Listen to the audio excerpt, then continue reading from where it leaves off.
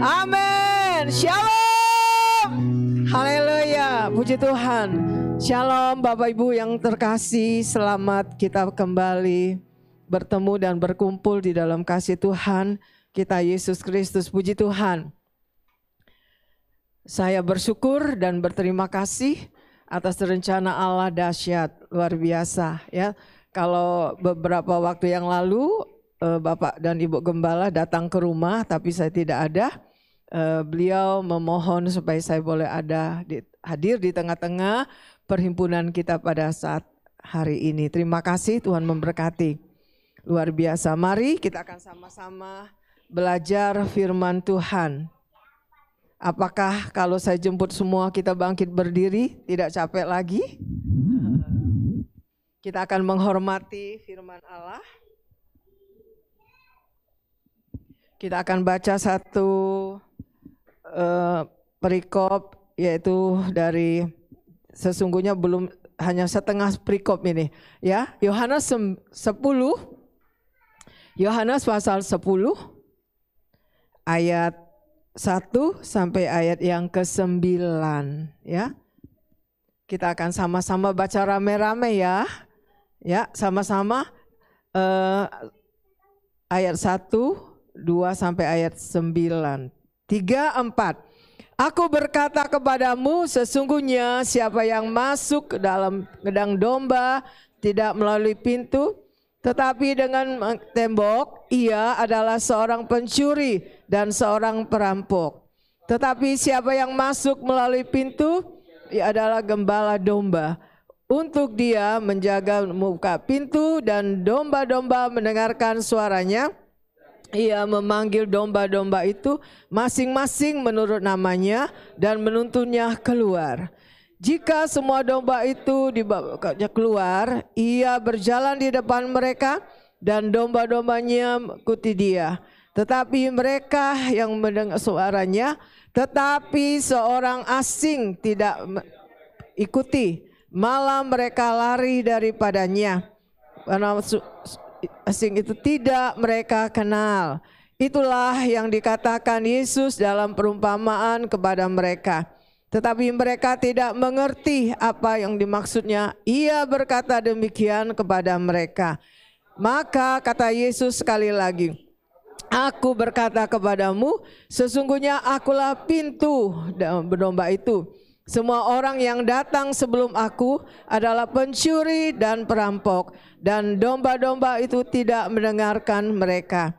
Akulah pintu, barang siapa masuk melalui aku, ia selamat dan ia akan masuk dan keluar dan menemukan padang rumput. Amin. Puji Tuhan. Silakan duduk kekasihku. Tema firman Allah hari ini adalah pintu. Kita sudah sama baca ayat 1 sampai 9. Tapi saya tidak mengupas tentang domba, tetapi yang menjadi ayat mas kita hari ini adalah ayat 7. Saya akan baca ulang. Yohanes 10 ayat yang ke-7. Ini merupakan ayat mas kita. Maka kata Yesus sekali lagi, aku berkata kepadamu, sesungguhnya akulah pintu ke domba-domba itu. Bapak Ibu yang dikasihi oleh Tuhan Yesus Kristus, ada dua jenis pintu, yaitu pintu yang sesak dan pintu yang lebar. Kalau guru-guru sekolah minggu kan sering mengajar anak-anak sekolah minggu, di dalam dunia ada dua jalan. Tapi hari ini kita akan belajar bukan apa yang dinyanyikan anak-anak sekolah minggu, tetapi kita akan belajar pintu. Dan pintu yang sesak dan pintu yang lebar. Kita akan buka sama-sama dalam Matius pasal 7 ayat 13 sampai ayat 14. Kita akan sama-sama baca bersama-sama. Bapak Ibu happy ya, saya sering ngajak kalau menyampaikan firman Tuhan, ayo Jumat sama-sama kita baca rame-rame ya, puji Tuhan. Ayat 13 sampai 14 dari Matius pasal 7. 3, 4. Masuklah melalui pintu yang sesak itu, lebarlah pintu dan luaslah jalan yang menuju kepada kebinasaan, dan banyak orang yang masuk melaluinya. Karena sesaklah pintu dan sempitlah jalan yang menuju kepada kehidupan, dan sedikit orang yang dapatinya. Ya, pintu yang sesak. Di sini dikatakan bahwa, saya akan baca ulang, masuklah melalui pintu yang sesak itu, karena lebarlah pintu dan luaslah jalan-jalan yang menuju kepada kebinasaan, dan banyak orang yang masuk melaluinya.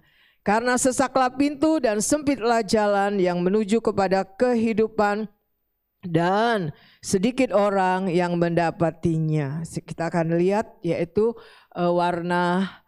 yaitu pintu yang sesak. Ya, kita akan lihat pintu yang pertama yaitu pintu yang sesak.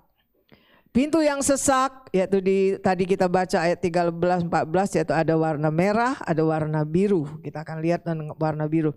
Pintu yang sesak, karena sesaklah pintu dan sempitlah jalan yang menuju kepada kehidupan, dan sedikit orang yang mendapatinya. Kekasihku di dalam Yesus Kristus, yang dimaksud dengan pintu yang sesak, yaitu pintu yang sesak adalah pintu yang menuju kepada jalan yang sempit, yang dipilih oleh hanya segelombongan atau segolongan orang kecil. Dan saya percaya kita yang ada dalam ruangan ini pasti memilih pintu yang sesak. Ya, pintu yang sesak. Kalau kita nanti diberkati Tuhan ataupun yang sudah pernah ke Israel, ada pintu yang sempit, sesak, kita harus bungkuk jalan, nggak bisa berdua, sendiri-sendiri. Itu saya membayangkan, itulah pintu yang sesak, bagaimana sedikit orang yang senang ada di dalam ataupun lewat pintu itu, karena banyaknya orang lebih senang jalannya tol, bebas hambatan, apapun boleh, ya, mau apapun boleh. Tetapi mari kita anak-anak Tuhan akhir zaman, mari kita akan mengerti bahwa pintu yang sesak itu pintu yang membawa kita menuju ke dalam kehidupan yang selama-lamanya. Amin. Kehidupan kita itu bukan hanya sebatas ini, tetapi di balik kematian kita nanti, kita akan terus hidup selama-lamanya, yaitu hidup yang kekal. Inilah yang harus kita pilih. Sesukar, sesulit apapun yang Bapak Ibu hadapi, khususnya dalam keadaan ekonomi yang gonjang-ganjing dan banyak orang yang mengeluh, tetapi saya mau katakan anak-anak Tuhan, mari jauhkan dari mengeluh. Amin.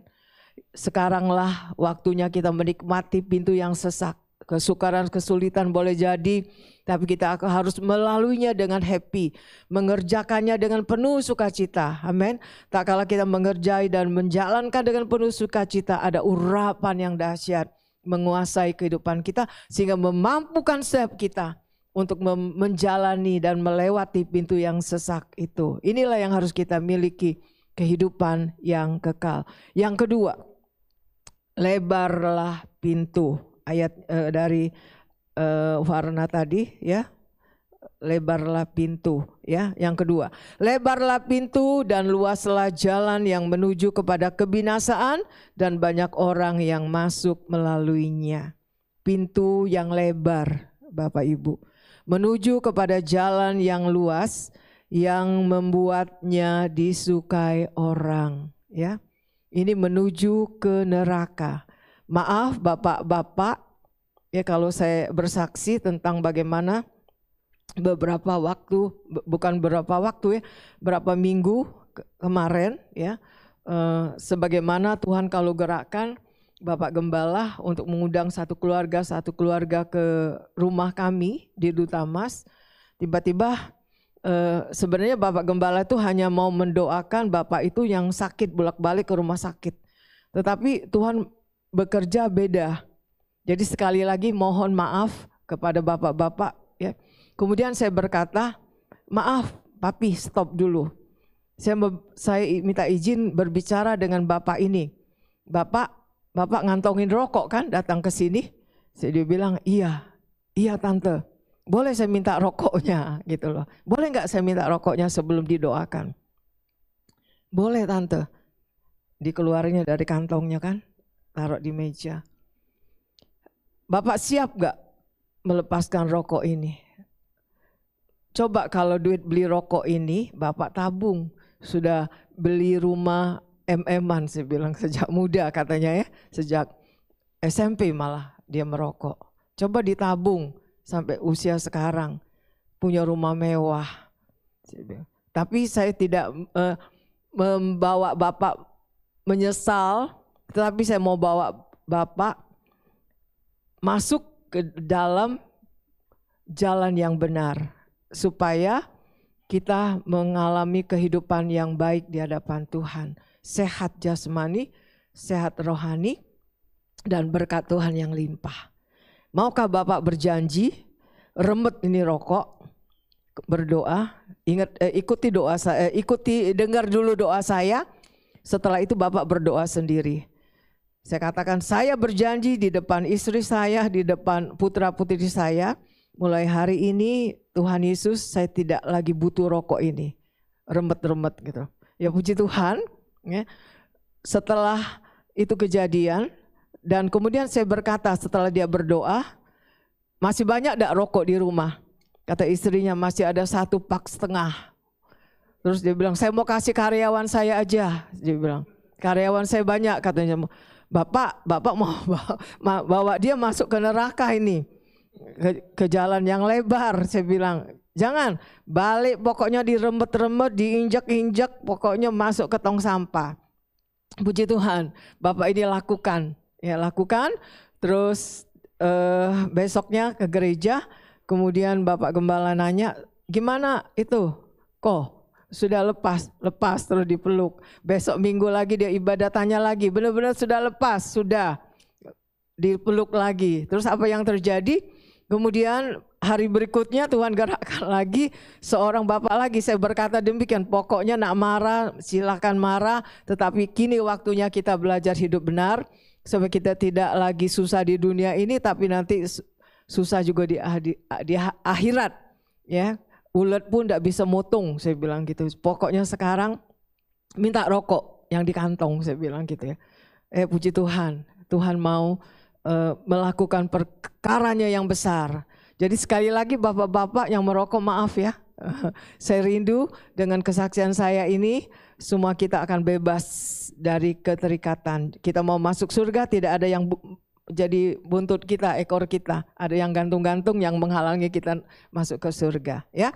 Jadi lebarlah pintu dan luaslah jalan yang menuju kepada kebinasaan dan banyak orang yang masuk melaluinya. Tetapi mari kita berkata, aku tidak lagi ke sana ya Bapa. Amin. Pintu yang lebar menuju ke jalan yang luas dan membuatnya disukai orang. Tetapi katakan, aku tidak suka ke sana. Karena itu menuju ke neraka. Puji Tuhan.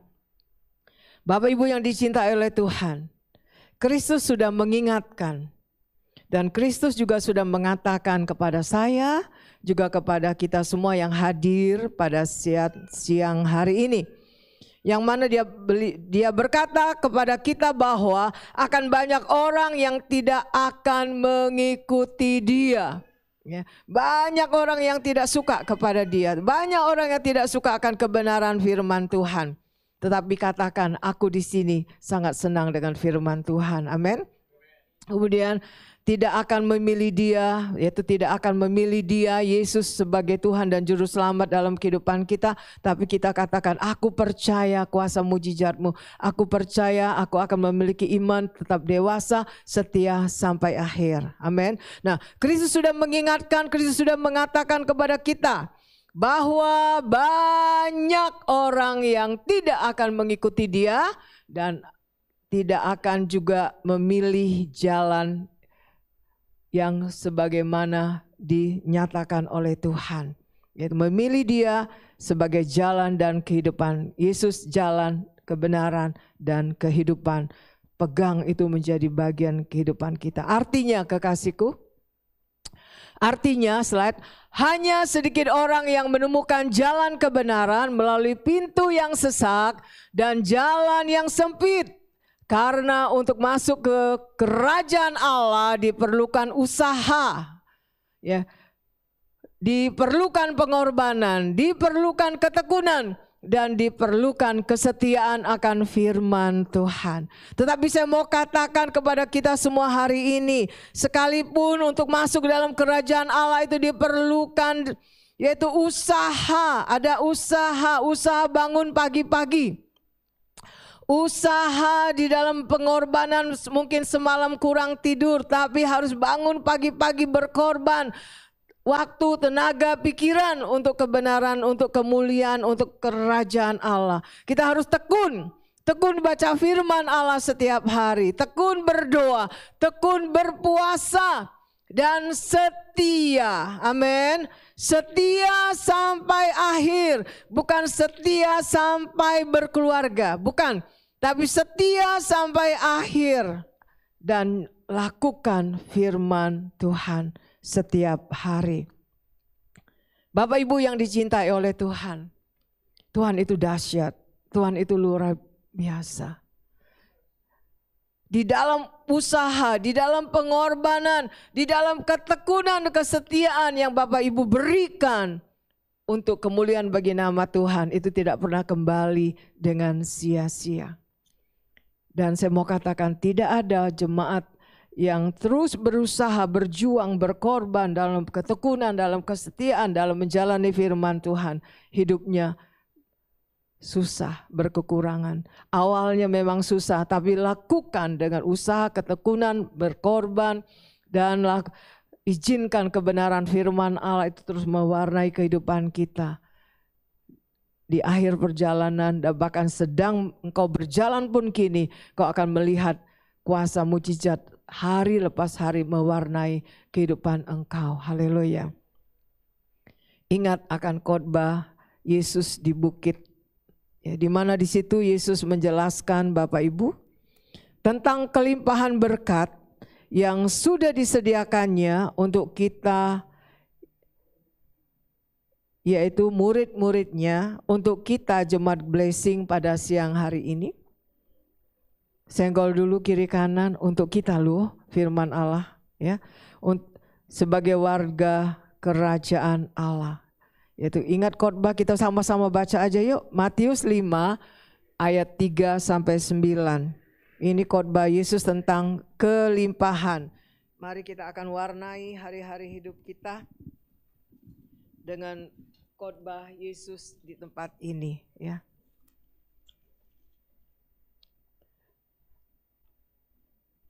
Kita buka di dalam Matius.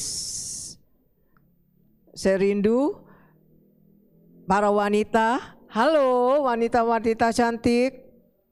Shalom. Kita baca yuk wanita-wanita. Kami wanita-wanita yang dicintai oleh Tuhan akan baca terlebih dahulu. Agak panjang kami wanita yang baca. Kita baca ayat 3 sampai 9. Ayo para wanita. 3, 4. Berbahagialah orang yang miskin di hadapan Allah, karena merekalah yang empunya kerajaan surga. Berbahagialah orang yang berduka cita, karena mereka akan dihiburkan. Yes. Berbahagialah orang yang lemah lembut, karena mereka akan memiliki bumi. Amin. Berbahagialah orang yang lapar dan haus akan kebenaran, karena mereka akan dipuaskan. Amin. Berbahagialah orang yang murah hatinya, karena mereka akan beroleh kemurahan. Berbahagialah orang yang, amin, karena mereka akan melihat Allah. Terus, berbahagialah orang yang membawa damai, mereka akan disebut anak Allah. Nah, inilah khotbah Yesus di bukit yang berkata tentang bagaimana Yesus menjelaskan tentang kelimpahan berkat yang sudah disediakan bagi kita sebagai muridnya, yaitu warga kerajaan Allah. Sekarang kita akan lihat ayat yang ke-10 dan 12 tentang bagaimana Yesus juga menegaskan bahwa kita sebagai umatnya, dipilihnya juga tidak akan luput dari penganiayaan ataupun dari penderitaan, kesukaran dan kesulitan. Itu sebabnya saya rindu para pria membaca ayat 10 sampai ayat 12 supaya bapak-bapak kuat dalam menghadapi hari-hari ke depan. Ayo ayat 10 dan sampai 12. 3, 4. Amin. Yes.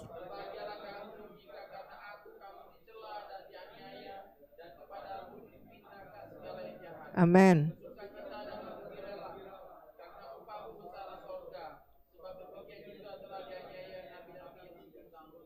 Amin. Beri kemuliaan bagi nama Tuhan. Haleluya. Inilah kita harus ingat bagaimana Yesus berkhotbah di bukit.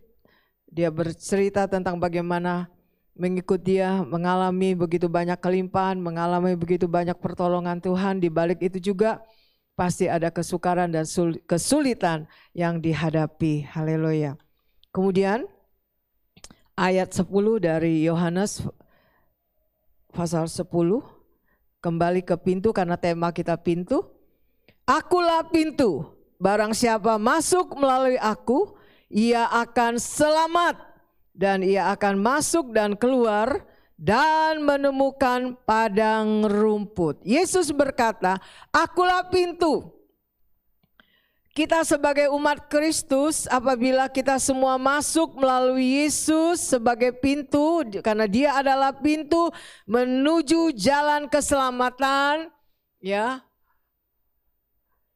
Dan kita semua akan memperoleh hidup kekal yang berkelimpahan. Jadi itu sebabnya mari jangan melalui pintu yang lain. Masuklah lewat pintu, yaitu lewat Yesus. Dan mari kita akan lihat, kalau kita semua mengikuti jalannya Kristus, jalannya Yesus, sekalipun itu banyak kesukaran, kesulitan, tetapi kita jalani, ikuti apa yang Yesus mau dan apa yang terjadi. Janji Yesus yes dan amin pasti terjadi dalam kehidupan setiap kita. Yohanes 10 ayat 10b, ya, di sini dikatakan, aku datang supaya mereka mempunyai hidup dan mempunyainya dalam segala kelimpahan.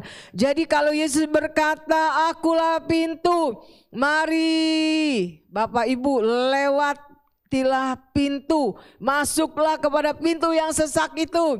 Kemudian Yesus berkata, aku akan datang hai jemaat yang ada di sini, supaya engkau semua hidup dan mempunyai di dalam segala kelimpahan.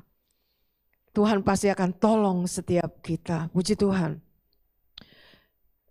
Warna merah dari 10B tadi, ya, mempunyai dalam segala kelimpahan. Artinya, ya, kelimpahan di dalam bahasa Yunani peresos. Ya, saya kurang begitu bisa mengerti, bisa menulis dan tentang bahasa Yunani ini, tetapi arti dalam bahasa Indonesia melebihi apa yang dibutuhkan, melebihi apa yang Bapak Ibu butuhkan, jauh lebih banyak dari apa yang diharapkan.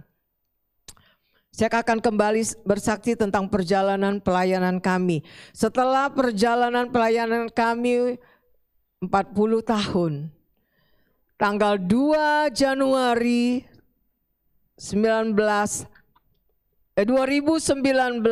kami tidak boleh lagi masuk ke dalam gereja. Ya, kami harus keluar, ya.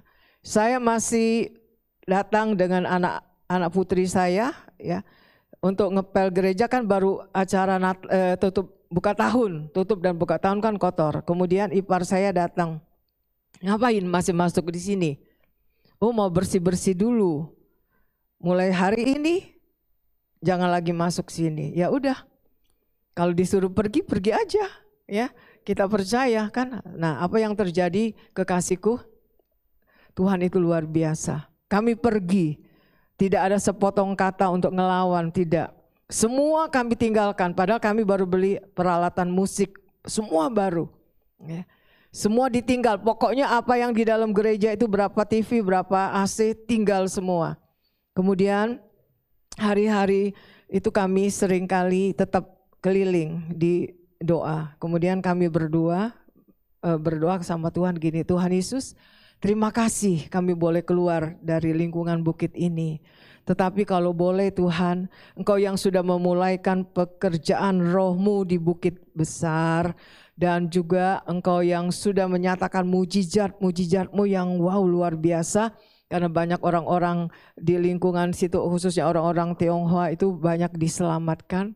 Kalau boleh Tuhan, ya, izinkan kami kembali ada di bukit. Terserah Engkau Bapa, mau di bukit lama, bukit baru, bukit besar terserah. Tetapi kalau boleh, ruko satu aja Tuhan, satu aja ruko, barisan kedua, ya, barisan kedua. Dan apa yang terjadi? Satu hari penatua kami telepon, Om, Tuhan gerakkan saya waktu saya doa siang untuk menuju ke BOP, Bursa Otomotif Palembang. Mungkin Bapak tahu dekat Poligon, seberangan itu perkantoran semua. Ya. Kemudian kami pergi. Ya. Tak kala saya masuk dalam gerbang, lewat gerbang, kami sudah rasakan damai sejahtera Allah ada. Kemudian ketemu dengan Bapak penatua kami itu dengan pemiliknya. Ya, kemudian pemiliknya berkata, dia Muslim. Bapak untuk apa mau beli apa maksudnya mau beli satu ruko untuk rumah doa. Oh bagus katanya. Kalau untuk rumah doa saya akan pasang badan. Kalau Theo sudah selidiki harga satu ruko itu 1,1. Tetapi dia nawarin sama kami hanya 850. Sementara uang di kas gereja itu belum sampai 1 M ya. Kemudian akhirnya ditawar-tawar dapatlah 600 sekian gitu loh. Bayangin dari 1,1 jadi 600 sekian karena untuk rumah doa. Nah, apa yang terjadi? Kemudian bukan hanya satu ruko, karena di sini dikatakan melebihi apa yang kita butuhkan. Jauh lebih banyak dari apa yang kita harapkan. Luar biasa. Kami membutuhkan satu ruko, tetapi Tuhan kasih 3 ruko. Luar biasa. Beri kemuliaan bagi nama Tuhan. Haleluya. Itu sebabnya mari Bapak Ibu, sesukar sesulit apapun hari-hari ini, andalkan Tuhan. Amin. Jadikan Dia merupakan pintu berkat bagi kita. Sesukar sesulit apapun tetap terobos. Jangan lewat jalan tol, tapi kita akan jalani menurut jalannya Tuhan. Tuhan akan memberkati kita. Sekarang waktu kebaktian kenaikan Tuhan Yesus ke surga itu 1 kali, kami di BOP. Kami masih di hotel ya. Kami masih di hotel karena ada sponsor. Dan saya berkata juga kami itu aneh banget, Tuhan itu luar biasa. Kami tidak kenal dan sponsor ini membayar dua hotel. Kami pagi di Harvani, sore di Seven Dream. Tetapi setelah kami dapat satu ruko, kami pakai jam 5 sore di BOP. Ya, panjang 12, lebar 5. Itu pun gak muat kalau sore. Padahal sudah direnov, lantai 2 direnov, pasang peredam. Dan apa yang terjadi, dan kemudian kami waktu kebaktian kenaikan Tuhan Yesus ke surga itu, saya dikagetkan oleh beberapa jemaat, tante kita harus berdoa. Kira-kira berdoa ada yang sakit mungkin rame kan? Enggak, bukan yang sakit, kita akan berdoa untuk ruko di sebelah supaya tidak dibeli uang katanya, supaya kita boleh beli lagi katanya di sebelah. Ya berdoalah pasti Tuhan, karena kita tidak muat lagi katanya, sudah sempit katanya gitu. Dan saya percaya apa yang coba bapak-bapak katakan, mempunyai dalam segala kelimpahan artinya melebihi apa yang Bapak Ibu butuhkan. Amin. Dan apa jauh lebih banyak dari apa yang engkau harapkan. Yakin? Pertolongan mujizat Tuhan itu nyata luar biasa. Itu sebabnya andalkan Tuhan. Haleluya. Ingat kekasihku di dalam Yesus Kristus. Untuk mempunyai kelimpahan itu, mari jadikan seperti ayat kunci ini. Haleluya. Kita bangkit berdiri. Ya. Kita baca sama-sama Kisah Rasul 4 ayat 12. Kisah Rasul 4 ayat 12. Sama-sama yuk. 3, 4. Dan keselamatan tidak ada di dalam siapapun selain Iya, sebab di bawah kolong langit ini ya, lain yang diberikan kepada manusia yang olehnya kita amen. Sekarang kita harus ganti nama kita. Saya seringkali baca firman Allah, perkatakan diri. Satu contoh ini, ada nama lain diberikan kepada manusia yang olehnya sebut namamu, Marta, dapat diselamatkan. Amin, haleluya. Yuk sama-sama 3-4. Dan keselamatan tidak ada di dalam siapapun juga selain di dalam Dia. Sebab di bawah kolong langit ini tidak ada nama lain yang diberikan kepada manusia yang olehnya Marta dapat diselamatkan. Dan olehnya Parlin dapat diselamatkan. Artinya apa? Bapak Ibu kita lihat ya.